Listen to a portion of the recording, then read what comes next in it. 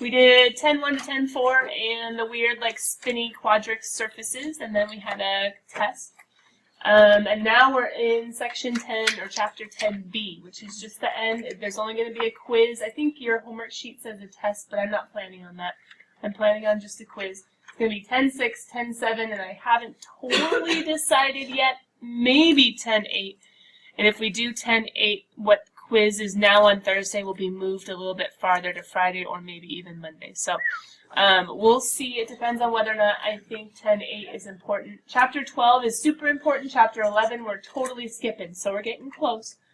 We're going to finish chapter 10 this week, maybe the beginning of next week, and then chapter 12 till the end, which is pretty good timing. The reason why I'm kind of like about next week is APs start, but most of you guys shouldn't have. Hold on. Are any of you guys in AP Chem? 1, 2. Okay, you got your AP is Monday, yeah? Monday morning. Any AP Spanish people? 1? Just 1? That's Tuesday. So if we do move the quiz for chapter 10, either AP Chem or AP Spanish will get a little dinged on it in the sense of having to make it up. So if we can fit it in this week, it'd be nice for them. Guys, just as AP season starts, how many of you guys are in at least one AP over the next 2 weeks? Okay. If you miss a day for an AP, what do I do every single day? Record. I record. Yeah. You need to watch. You need to take notes. That would be your homework that night. Watch, take notes, and then you'll catch up on homework probably the next night, okay? But if you miss for an AP, it is your responsibility. Yes, I have AP classes. Yes, I know it's rough. Yes, I know the struggle. So get to your AP, do the best you can on it, but then be like, okay, shrug it off. We got to keep going. Does that make sense, kind of? If you have any other particular questions, feel free to ask or email as your AP draws near. All right, cool kids. So right now we are in 10-6. Technically, you were supposed to do that homework over the break, and you should have been able to do almost all of it, but that's what was expected of you. But we actually had a couple examples we didn't get to, so let's finish those examples up. Let's check homework tomorrow, the evens. But then let's also start section 10-7, okay? So we're going to start 10-7 today after we finish up 10-6. Since we are finishing up 10-6, I'll wait to go over the homework evens until tomorrow. Good deal? Good deal. So that a few of you have a little bit of grace if you need to catch up on that tonight. Yeah. What was 10-6? What were we talking about? We were talking about parametric equations. Parametric equations. So we have a new mode. That's why I had you guys have your graphing calculators out, right? And in the new mode, we have new weird things like T-mins and T-maxes, which you guys see over here on the side, and T-steps. We saw how that could go wrong, how that could go badly. T stands for what in parametric? Time. So not only do you know a location, like the x is 0, the y is 0, but also when that happens, when time is 0. So you still have x's and y's, you still have an x position and a y position, but you also have a time, and so the wider or the longer the time interval, the more of the graph you're going to see. So why does this graph stop? Well, because the time is limited. So if the time is limited, the distance gone is limited. And that's what's going on there. What are these little arrows called again? Kind of. Direction, the way you're headed. Orientation is the technical term for it. Orientation is the technical term. We talked about how we can make little tables in order to graph parametric points. Yes, we're putting the x and the y on the graph, but we need the time to get the correct positions. We graphed one, showed the orientation. You can have the same path with different timing. Eliminate the parameter. What's our goal?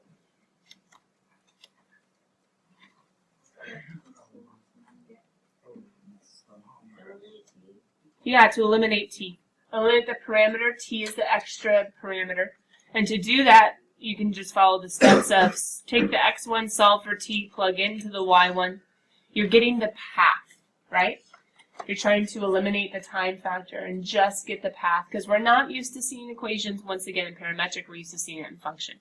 I'm reviewing because it's been a long break, yeah? This one we did together, but my iPad started freaking out, so it's not up here right now. I think I have it saved somewhere where I can upload it later today. But this one was a little bit trickier to solve for, and yet we were also, weren't we? Yeah, we were also able to solve the x1 solve for t, plug in for t, and get y in terms of all x's. I think that ended up being a conic section, didn't it? Maybe not. What was funny about this example? Do you remember? Yeah, it had cosines and sines, and because of that, does it even have t's, guys? No, it's got. It has thetas instead. So we looked at how you technically could solve for theta, and it would just be really, really, really messy in the sense of using cosine inverse. And you could also solve for theta. Oh, I guess we didn't need to.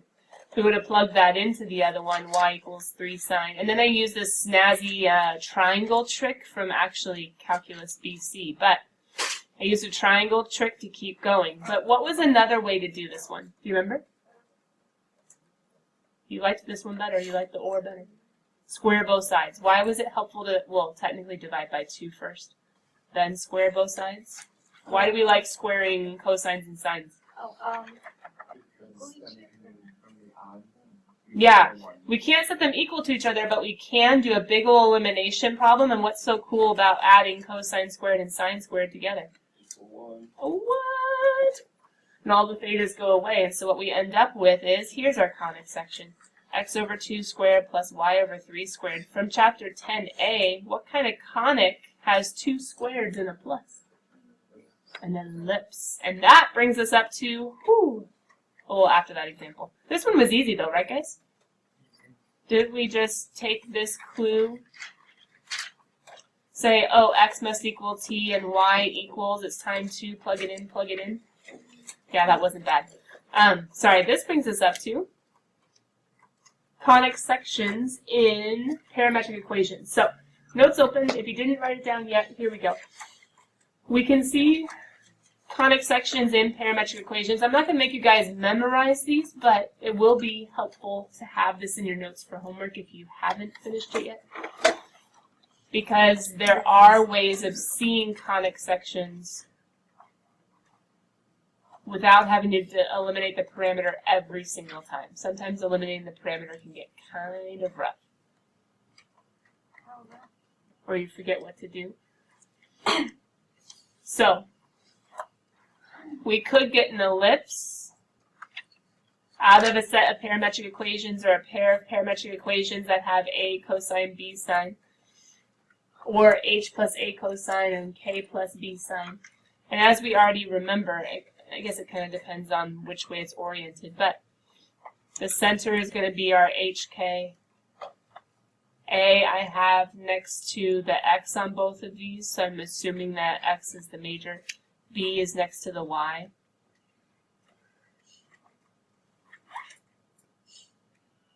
And you guys can make an ellipse from parametric equations. So if H and K is 0, 0, this one would just be centered at 0, 0. Because H and K are 0, 0.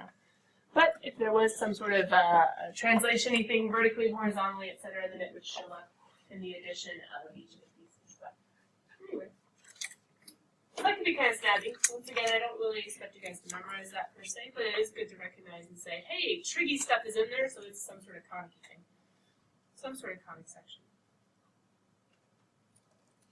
But here's the example we didn't get to.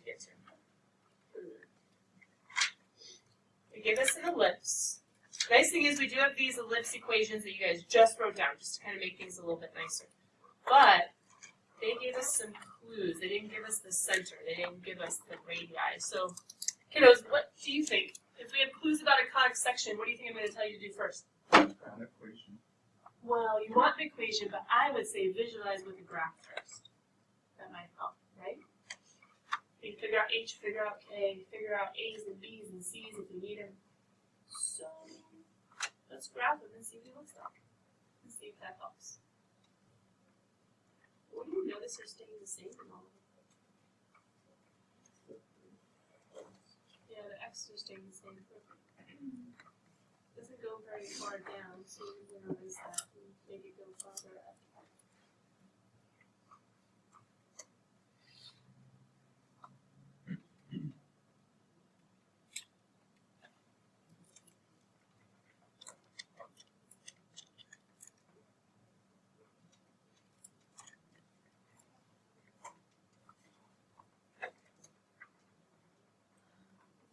are staying the same. We have 3, 7, 3, negative 1, 3, 5, 3, 1. Where's its center at? Can you see it? We're going between 5 and 1, trying to find the middle, trying to find the halfway point. Our center is going to be 3, 3. Good catch. We have our major radius, or I should say, sorry, our major axis going to the outside. So here's our ellipse. We're not exactly sure how wide he is, at least not right this second. But ellipse, we know it's x minus somebody squared, right? Plus, so I'm going to the old-fashioned way of writing a comic, and we'll figure out the parametric in just a second.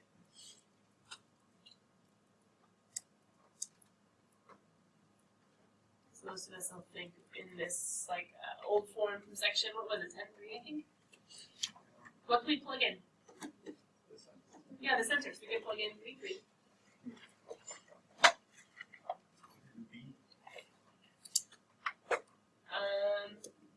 Let's do it this way. Can we do the number underneath the x one or the number underneath the y one? The y.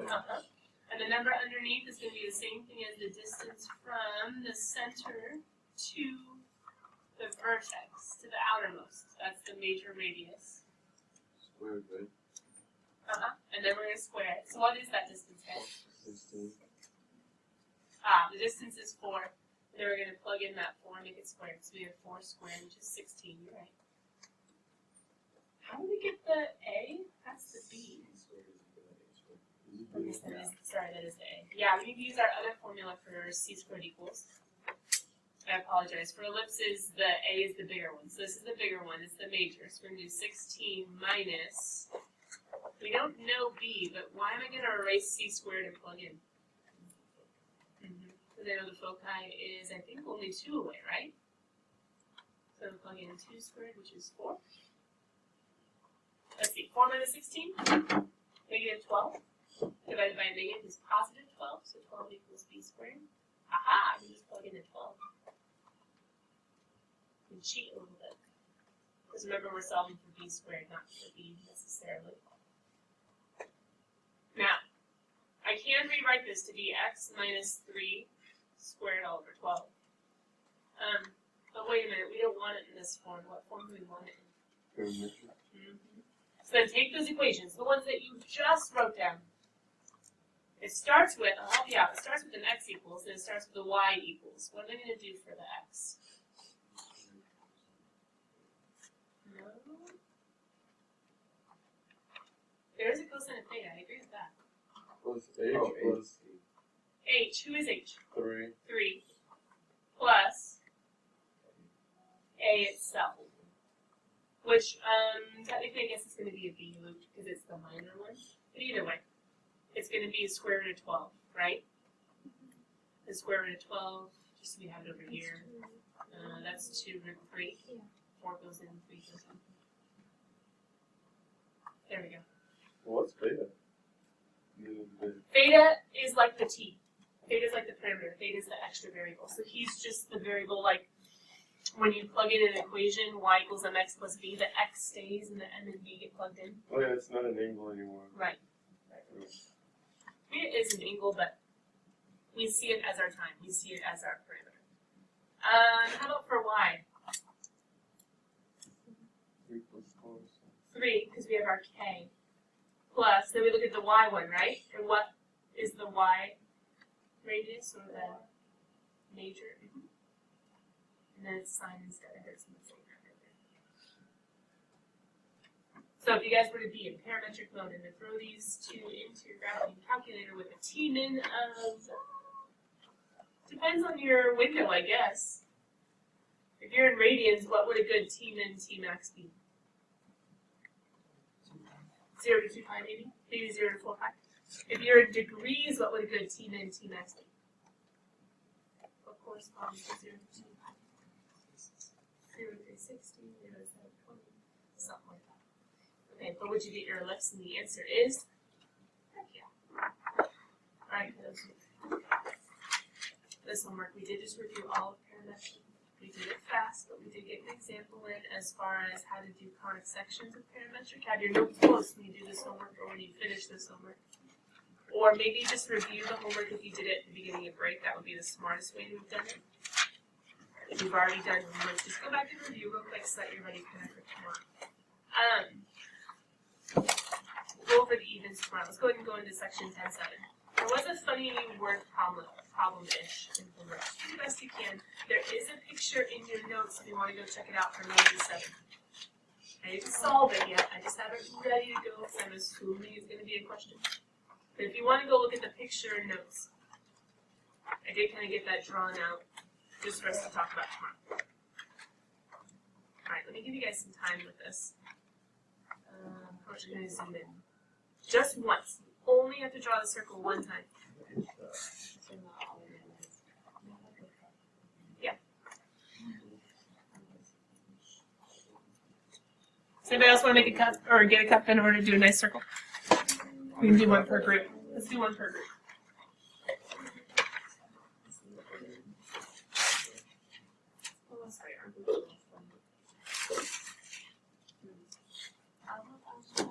You pass it straight back? Okay, no. Over there? Blue card. What's that? Here's one over there. This is called a polar graph. I guess that makes sense that it's polar graph. Just one time. You only have to draw them once. Oh, well, that's just an angle. But yeah, draw the angle. But we'll label the angle in a second. So if you can't see it, it's okay. Just draw the angle and then we'll label it in a second.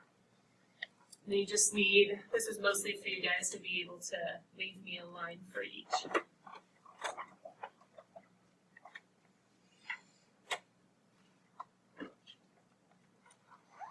Parametric is much more normal because you plug in times and you get x's and y's and you just kind of graph the x's and y's like normal.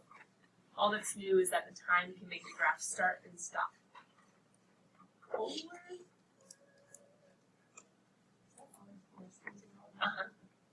R is, first it's greater than 0, then R is less than 0. Polar is a whole new beast. He's fun though. He does look scary. He's different. But just because something's different doesn't mean it's bad, right? Yeah. Life lesson. I don't know about that. Such you skeptical people out there. How's your foot, Missy? It's doing alright. It got kind of tired in Baja, but it was really good. I heard they were so good. Oh, there's so I think they were random, but He's limping all over. did he get an X-ray? No. He said he tried to do some stuff at the doctor's there, but it just made him scream and cry, so. Then they shot him full of like sticky test. Yeah. Good. He was trying to trick someone out. I don't know all the terminology of space soccer players in here. But he was trying to kind of like dodge it, and then the field was really uneven. And so when he went this way, like his foot, he heard a crack, and then the guy that he was playing against heard a crack. I think he needs an X-ray. I told him that, so hopefully he will. I think so. He barely. Yeah, So he came home and was like, dude, those kids. I'm like, oh, they had an impact on you or something? He's like, no. They play soccer so well. I'm like, alright, dude. R greater than 0, R less than 0. Nothing.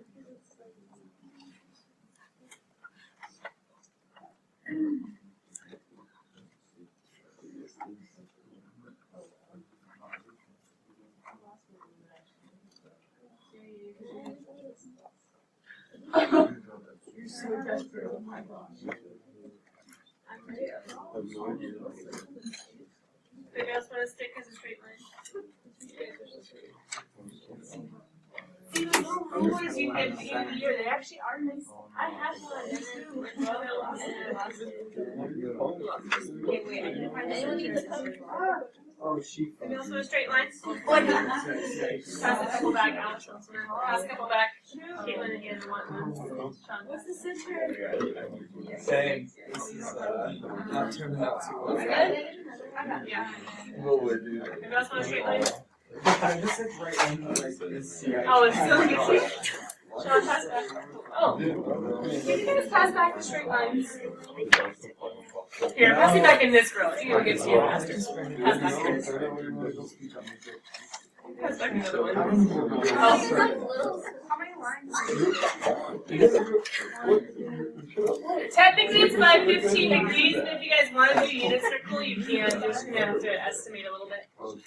Yes. There's 5 lines. Technically, it's 9270, 0360, then cut in half for 45s, cut in half for 45s, cut in half again for 15. Oh, that doesn't work. 45s. Cut the 45s in thirds. There you go. That'll work. So go 90 and 180. And then cut in half for 45s. And then each 45 you cut into thirds. Mm-hmm.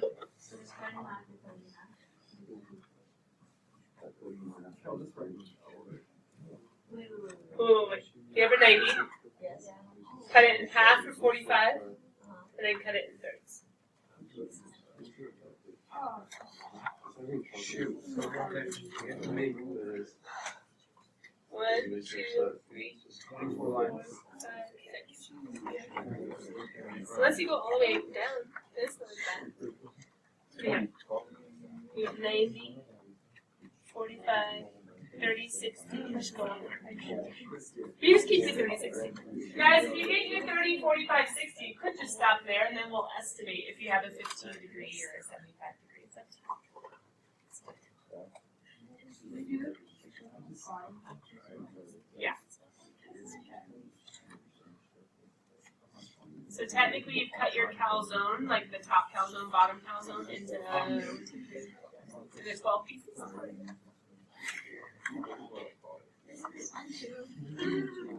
Nicely done. Here, you want to kind of bad? Excuse me. Oh my Hey, God. Paul, don't even mess with me. Don't even mess. You don't even know. Alright, once you have some lines, go ahead and start labeling. Start with your 90 and your 180 and your 270 and your zeros. Make sure you have at least some reference points. Doesn't have to be perfect. 0, 90, 180, 270. Back to the beginning. What is like the, for A, B, for B, what is the X, 0, 5, 3? Don't worry, don't graph the points yet. Don't do A, B, C, D yet. Don't, but should I write it down? You can write them down, just you're not going to put them in the graph until we learn how to do it. Okay.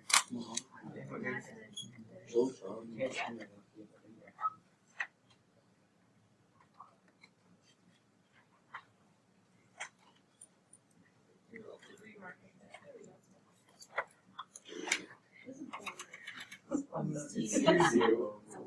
Now, the really cool thing is ultimately, there is like polar graphing paper online, so if for your homework you guys are like, this is awful, I hate drawing these, either A, you could go search, and I think I actually have it under helpful links on the website, but you can just search polar graph paper, and they literally are just tons of these little circles, and you can use a circle to graph, you can print it out for homework, and then just staple it, that's fine.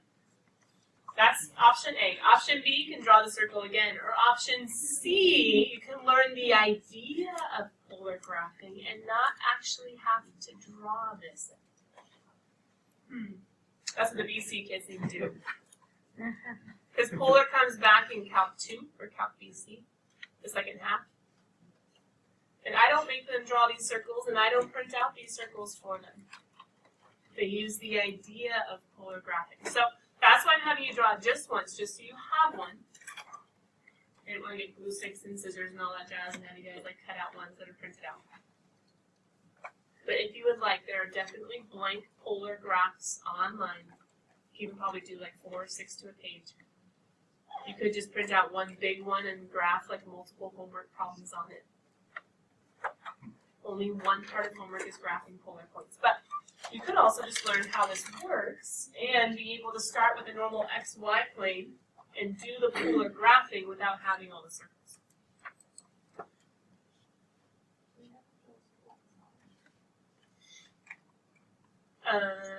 Yes, but if I were you, if you're going to draw these circles, let me give you some pointers. Ready? Pause. Think of them as tick marks. Do you guys see how it's 1, 2, 3, 4? So 1, 2, 3, 4, 5, 6, 7, 8. Make 8 tick marks over. Make 8 tick marks up. Or just make tick marks. This is you learning the ideas. 8 tick marks up. 8, 1, 2, 3. 8 tick marks to the left. 8 tick marks down. Just because this is an 8 by 8 grid. And then, you guys ready? Once you have your tick marks, can't you just connect all the 1 tick marks? Does that make sense? And then you can connect all the 2 tick marks. This is learning the idea of the polar graph. Connect all the 3 tick marks. Connect all the 4 tick marks. You guys see it? Connect all the 5 tick marks, the 6 tick marks, 7, 8. I wrote you a notice too. You taking it out? Yeah, it says this sketch, but it just didn't work. Don't worry, we'll get the idea. We'll get the ideas.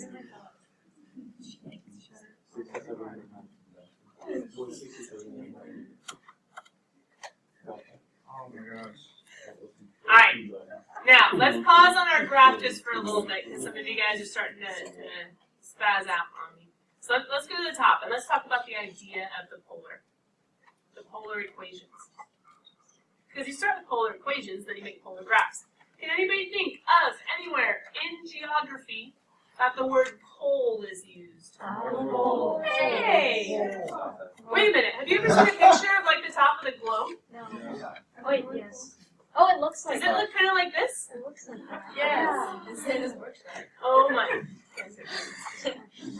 If you're looking down on a globe, think latitudes and longitudes. What? Is that what you guys just drew? So, if you think about the North Pole, South Pole, couldn't we talk about this inner point as being the pole? So the inner point is the pole, not the origin, technically. The inner point is called the pole, technically, not the origin. Okay, but hold on, we have some others to talk about. Just coming back up here to the top. When you see a point, an old xy coordinate is a new r theta. R theta is the new xy, okay? By r, I mean, well, hold on. Wait a minute, you guys saw circles, didn't you? What does R always do? Radius. Got it. Let's go ahead and label R with radius. And guys, what does theta almost always stand for? Got it. So R is the radius of the point, and theta is the angle of the point. You might be like, well, how can a point have a radius? Because you need a circle. Well, if the point is on a circle, and the point can have a radius, because the circle can have a radius. So we have the point R, and we have the point theta. Technically, theta could be in degrees or radians again, but we won't write that. And before we go to this little triangle thing off to the side, let's talk about if R is greater than 0 or R is less than 0. So first of all, if R is greater than 0, that means positive, right? And if R is positive, we are going to head towards theta. If r is positive, in order to find the point, we're going to find theta, and then we're going to go towards the direction of theta itself. And if r is less than 0, if r is negative,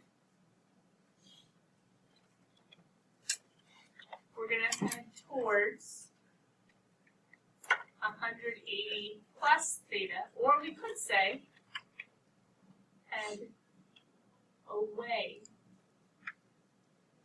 Maybe not even away, let's say opposite, in the opposite direction.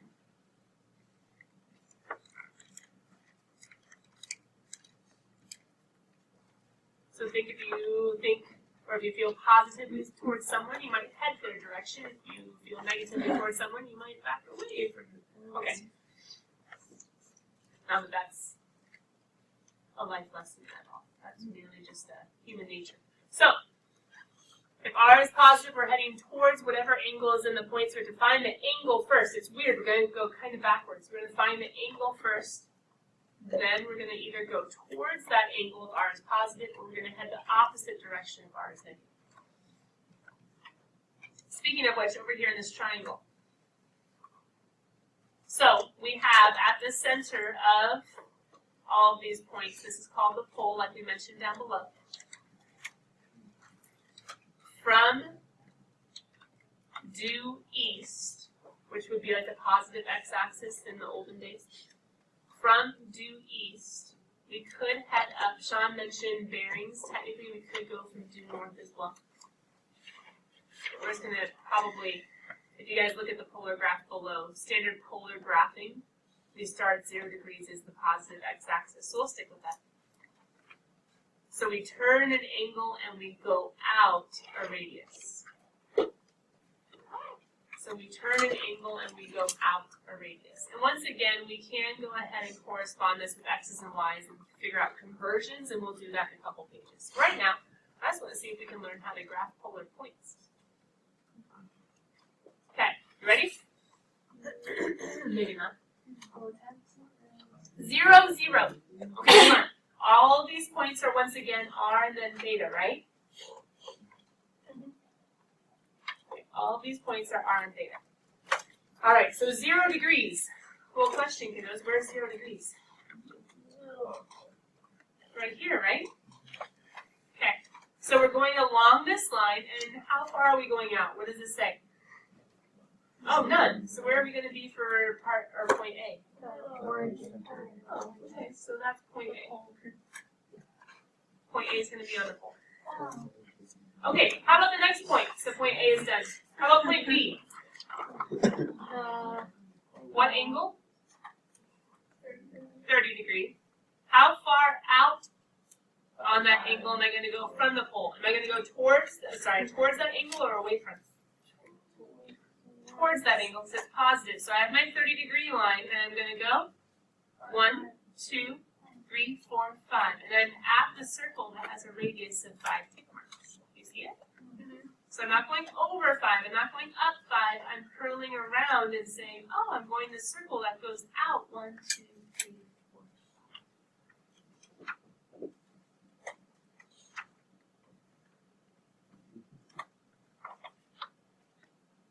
You guys see it? And if you noticed, if you think towards how we're trying to be able to do this graphing without graphing the whole thing, that 5 is also indicative of connecting the horizontal 5 with the vertical 5 in a circular pattern. Okay, letter C. What angle are we going, or are we considering? 90. Are we going towards 90 or away from 90? Towards 90 or in the opposite direction? Towards, because it's positive. And how many radii am I going? 3. Does it make sense then? It would be right here with the third tick mark up? Yeah.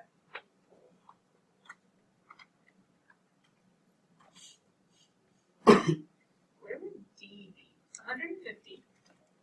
Okay. Am I going towards 150 or the opposite direction? Opposite direction. Yeah.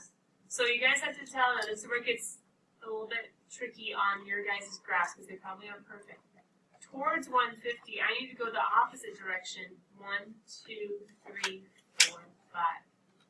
Now you go the opposite direction, which would be towards 150 plus 180 is 330. 1, 2, 3, 4, 5.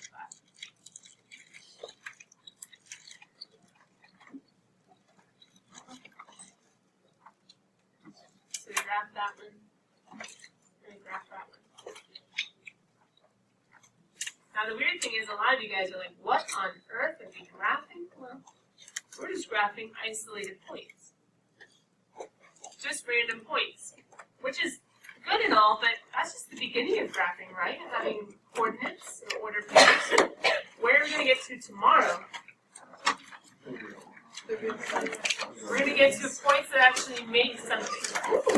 We're going to try and connect those points in a very special way because we're doing polar graphing, not linear graphing. And then we'll build up to, where are they?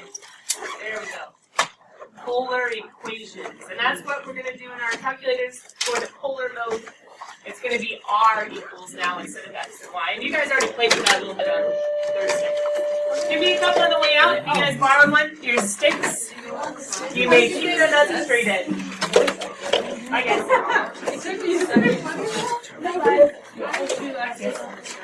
I think that was all of them, right? Oh, that's good. Oh. I'll get you in trouble. Hey, bro. My stick. Oh, you just